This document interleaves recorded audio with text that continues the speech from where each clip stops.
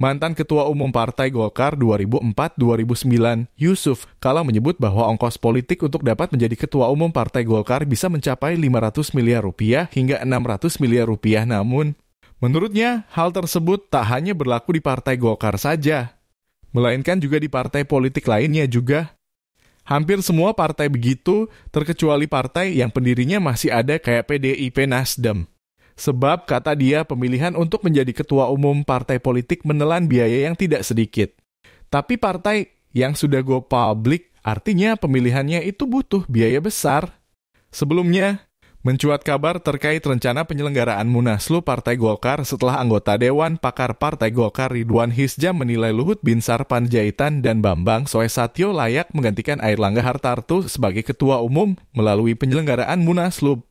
3 ormas pendiri Partai Golkar, yakni Kosgoro 1957, Musyawarah Kekeluargaan Gotong Royong, dan Sentral Organisasi Karyawan Swadiri Indonesia juga meminta Airlangga Hartarto mundur dari posisi Ketua Umum DPP Partai Golkar. Sementara Airlangga Hartarto menilai tidak ada rencana penyelenggaraan Munaslup. Dia mendorong pihak-pihak yang ingin mencalonkan diri menjadi pimpinan Partai Golkar menunggu dilaksanakannya Musyawarah Nasional pada 2024. Kejaksaan Agung RI menegaskan penanganan perkara korupsi yang kini ditangani Jaksa Agung Muda Tindak Pidana Khusus Kejagung murni penegakan hukum dan tidak terkait dengan politik.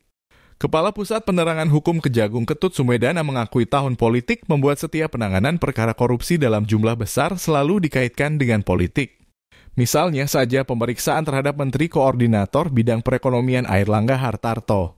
Dia mengatakan pemeriksaan terhadap Airlangga bukanlah sesuatu yang tiba-tiba dan tanpa alasan atau tanpa proses. Pemeriksaan itu dilakukan berdasar putusan Mahkamah Agung yang sudah memiliki kekuatan hukum tetap terhadap perkara 5 terpidana dalam kasus dugaan korupsi terkait perizinan ekspor CPO.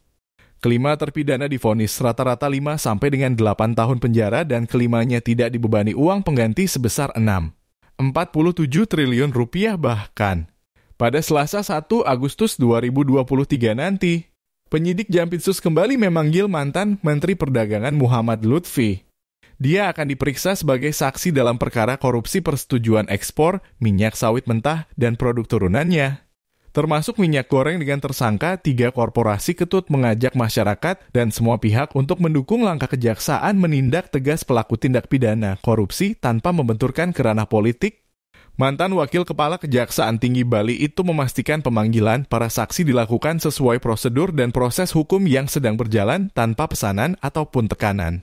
Ketua Komisi Kejaksaan Barita Simanjuntak mengatakan Kejaksaan Agung dalam menetapkan seseorang dalam penyidikan, penetapan tersangka, pemanggilan sebagai saksi semua ada tahapan serta prosedur dan SOP yang selalu diaudit.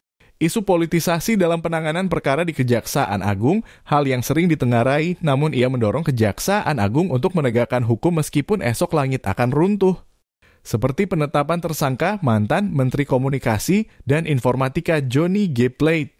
Kata Barita, proses tersebut sudah mulai 2 tahun lalu dan sesuai dengan alat bukti yang sudah dipenuhi dan masuk ke pengadilan. Kasus-kasus korupsi yang ditangani Kejaksaan Agung. Kata dia, sudah jelas fakta hukum dan perbuatan melawan hukumnya. Seperti hasil audit BPK yang menyatakan korupsi BTS 4G Kominfo merugikan keuangan negara senilai 32 triliun rupiah.